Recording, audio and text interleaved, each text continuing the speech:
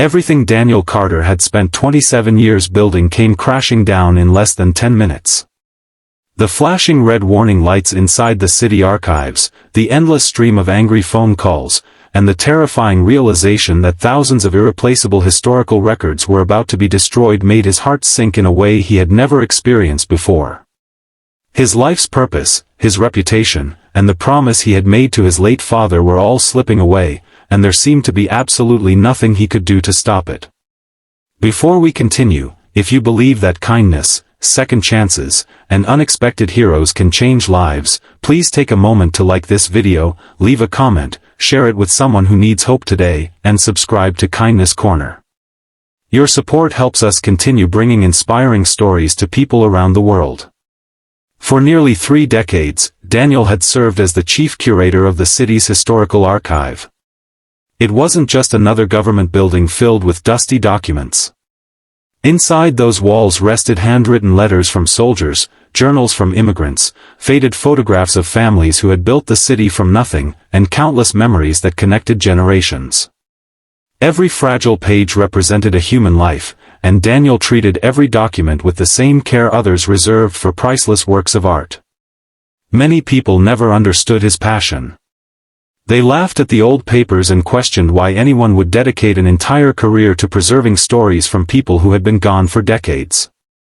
But Daniel believed memories were the foundation of every community. If those memories disappeared, people would slowly forget who they were. One rainy Monday morning, disaster arrived without warning. A massive water main beneath the building suddenly burst. Within minutes, freezing water flooded the lower storage rooms where thousands of original documents were kept. The emergency pumps failed almost immediately because of an electrical malfunction, and the city's insurance company quickly announced that most of the damage would not be covered due to outdated infrastructure. Standing ankle-deep in icy water, Daniel watched years of careful preservation disappear before his eyes. Volunteers tried moving boxes upstairs, but there were simply too many.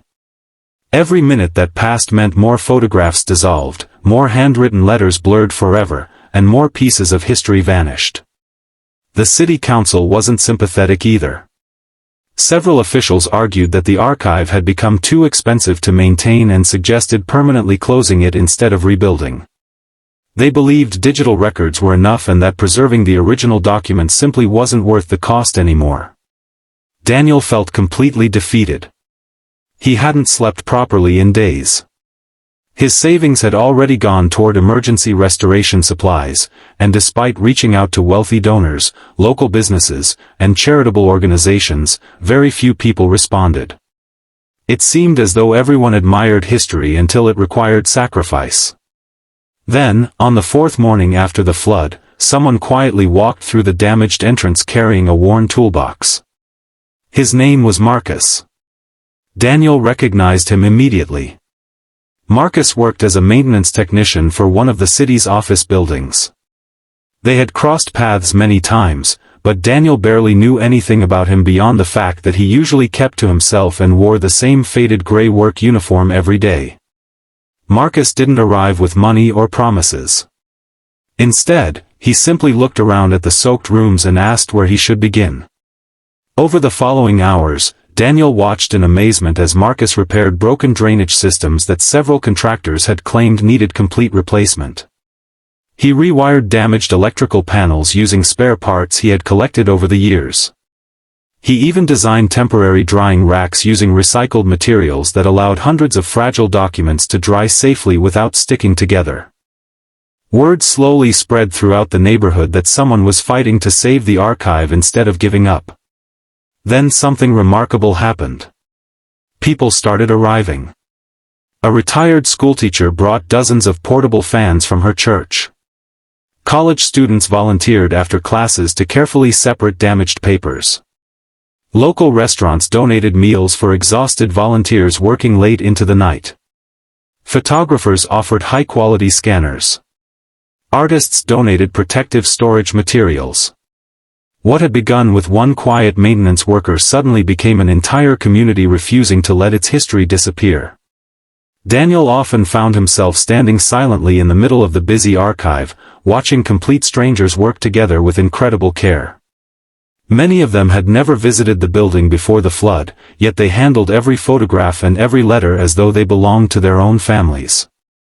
One evening, as the volunteers packed away supplies, Daniel finally asked Marcus why he had come.